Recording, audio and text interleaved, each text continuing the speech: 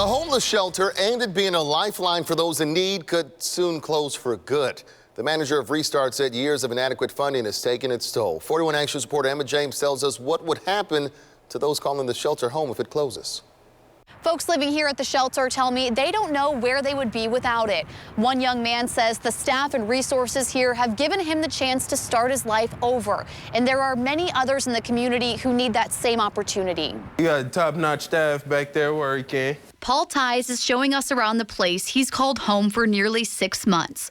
Upstairs at ReStart, he shares a room with 3 others. It's a small space, but he's grateful for it. Before I came here, I wasn't really doing nothing, and I was struggling to get money and food and stuff. At ReStart's single adult emergency shelter, Paul gets 3 meals a day, a place to sleep, and staff members to help him get back on his feet. If it wasn't for staff or any of them here, I wouldn't know where I would be right now. But in a matter of weeks, Paul and the 89 others living here could be back out on the streets. It breaks my heart. CEO Stephanie Boyer says the shelter is one of ReStart's largest programs, but for years it's been operating without funding. It's been a challenge. I mean, we've been struggling. We've been losing money for years. Boyer says the U.S. Department of Housing and Urban Development started prioritizing permanent housing over emergency shelters several years ago.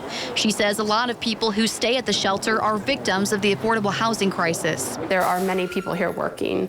There are people here who have been evicted. There are people here who've lost their job, who've lost their families. As caseworkers start to help residents with exit plans, Boyer hopes the community will step in to keep people like Paul moving in the right direction. My plan is to keep pushing forward. Don't let nothing bring me down. Keep being motivated. In Kansas City, Emma James, 41 Action News. Well, last night, the Kansas City Council had a first reading of an ordinance that could help out the shelter. In the meantime, ReStart is reaching out to private investors, foundations, and community members for help.